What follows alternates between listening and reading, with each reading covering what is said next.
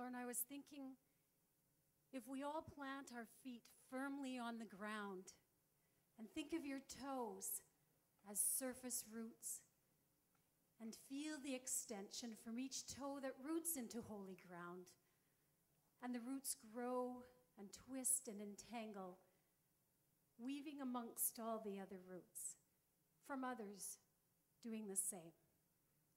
Within these roots, we may feel bonding, embracing, perhaps trust and security, grounding. And if we raise our arms and extend our fingers towards the sky, winged, if you will, no limits. Our imaginations have no boundaries, free and alive. Linnea Good, through her song's words and music, explores different depictions of roots and wings in our lives. Which message I would like to help deliver to you.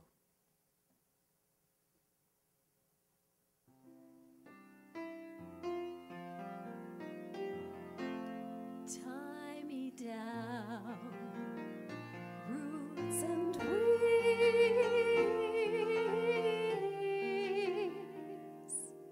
flow through my branches, the life of the earth.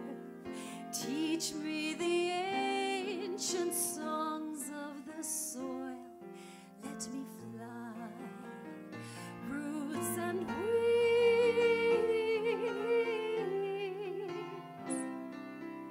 high through the mountains, along with the clouds. Follow my dreams as they fly, for with water and bread, the sun and the air, we need roots for the ground and wings for the sky.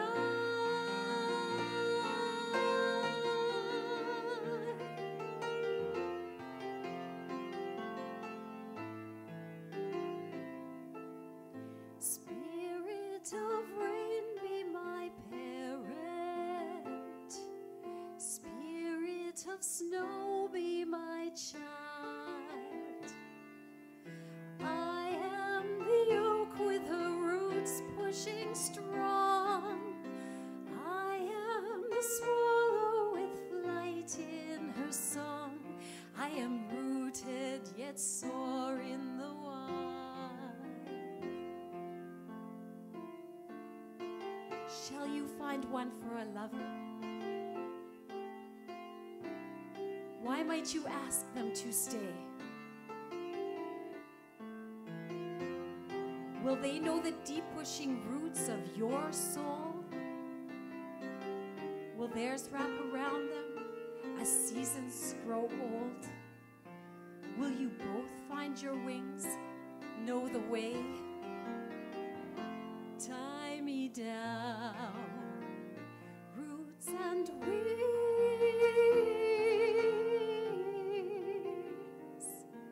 flow through my branches, the life of the earth.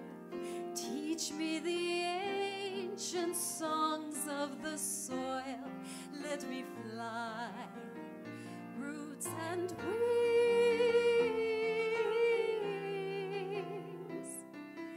high through the mountains, along with the clouds. Follow my dreams as they fly, for with water and bread, the sun and the air, we need roots for the ground and wings for the sky.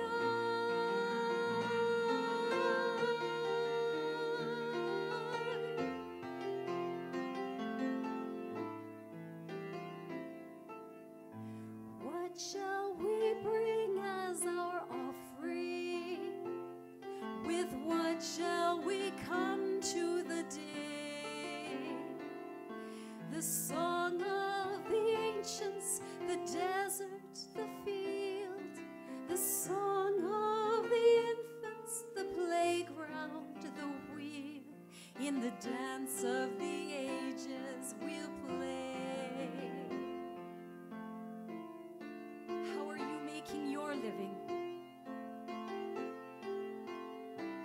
give back to the earth? Have you given flight to the dreams that you keep? Have you touched the underground streams of the deep? Come, give your imaginations birth. Tie me down, roots and wings.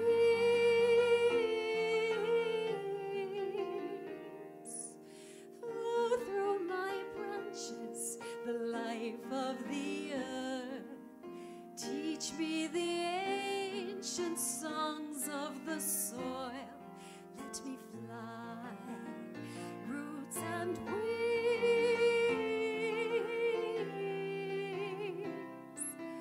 High through the mountains, along with the clouds. Follow my dreams as they fly.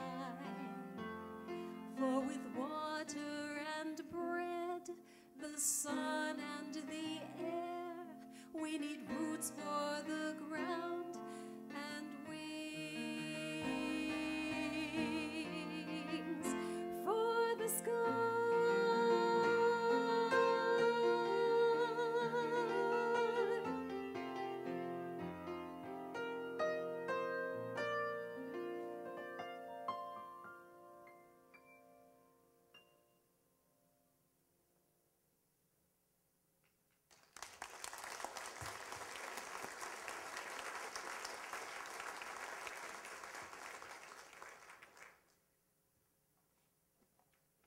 I sent a text last night to our 15-year-old grandson.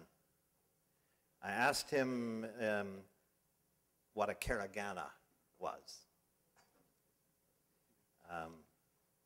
because it has nothing to do with a Chevy half-ton. He had no idea.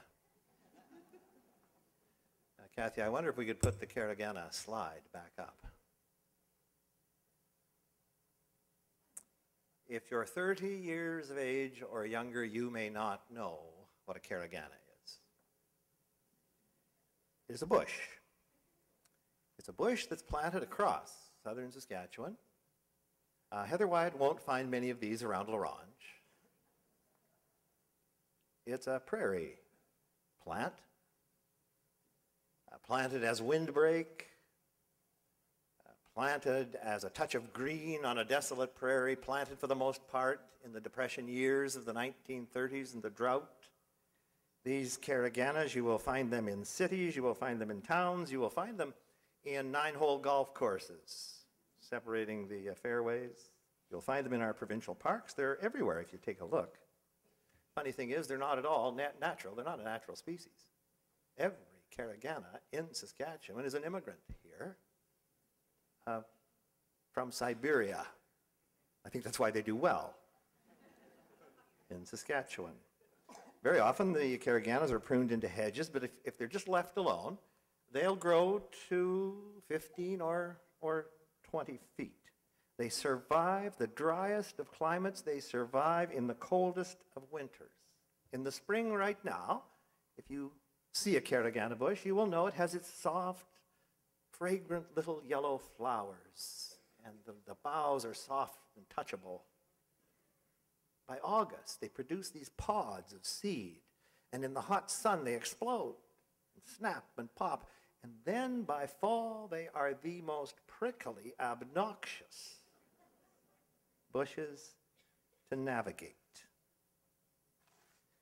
These caraganas, those caraganas that were about in the photo, these are 80 to 90 years old.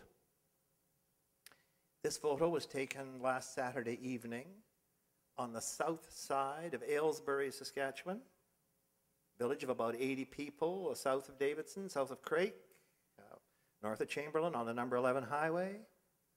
On the last lot on the street that runs parallel to the track in Aylesbury, Saskatchewan. They were planted in the 1930s. I know this because my grandfather planted every one of those caraganas. He planted them all around their little wooden frame house. And then he planted them all around the United Church. And then he planted them all over town.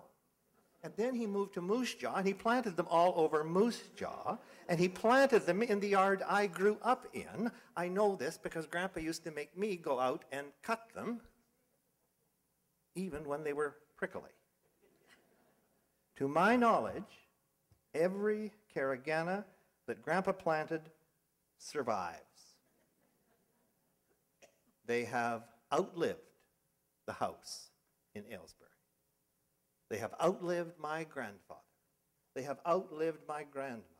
They have outlived each of their children, and I fully expect they will outlive me. These are rooted bushes, rooted in this prairie, and this prairie has a grip on the Caragana. You know, the city of Calgary had, maybe they still have it, they had at least a program they called the Caragana Eradication Program. They wanted to get rid of every Caragana in the city of Calgary. Well, I tell you what, they've got about as much chance of success there as when they had this brilliant notion of trying to get Gaynor the Gopher out of McMahon Stadium. That didn't work.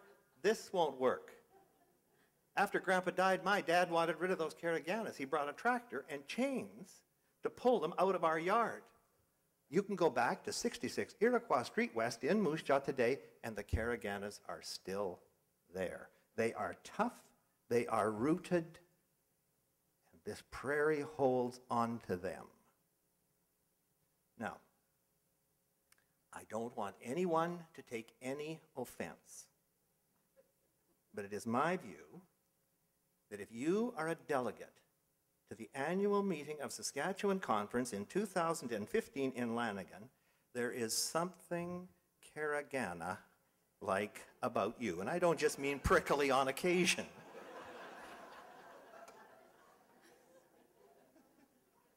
You must be rooted in something to be here. You don't have to be here. There's not a societal pressure around that would bring you here. There's no societal reward for you being here. There used to be. Fair enough. There used to be some prestige in attendance at the annual conference of the United Church of Canada in Saskatchewan. There used to be some prestige. The media used to come in number and report on us. Not now. You're not here to be seen. I see a tremendous group of young people at this conference. They don't need to be here. None of their peers are giving up 3 and 4 days of their life for the governance of the church and for the building of gospel in community. And by the way, there's a nice group of old people here too. We're not bad either.